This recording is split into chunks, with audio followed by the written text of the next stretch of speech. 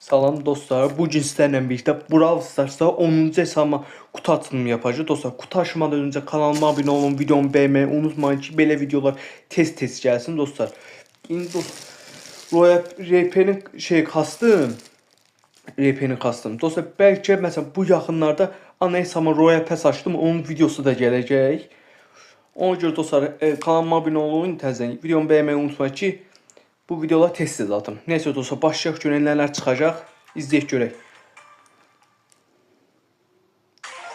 Dostlar, 3 tane kaoslar ilə satacaq. İnşallah yaxşı bir şey verir. Süper Ender 2 tane 2'ye dönüştü.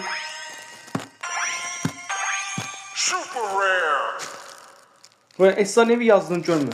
Görürüm çok azdı. Ana hesabıma yazmış. O da 2 efsanevi usta. Sen ne? Efsanevi.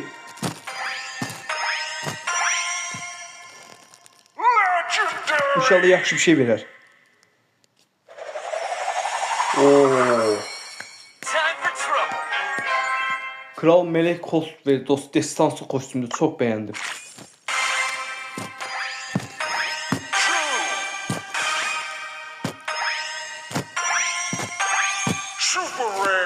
Yine dostlar 2 tane Süper Ender ildi. Hele dostlar, Royal Pass'te de ödüllerimiz var. Şimdi kupa yolundakiler de var dostlar. Evet, Jesse'ni aldık.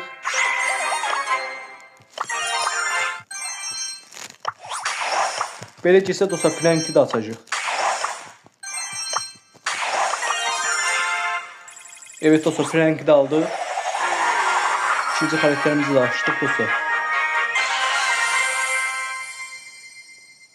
Dostlar, ben buradan Mortis seçeceğim. En sevdiğim karakterdim.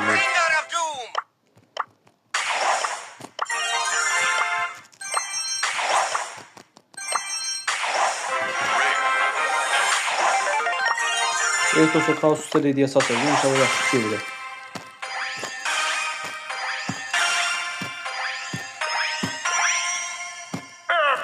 Lisansı yaz. Güzel bir kredi verdi. Çok var. Süper. Şimdi dostlar, Royal Pass'te de var. Şimdi hamısını yavaş sırayla açacak. Beğendi.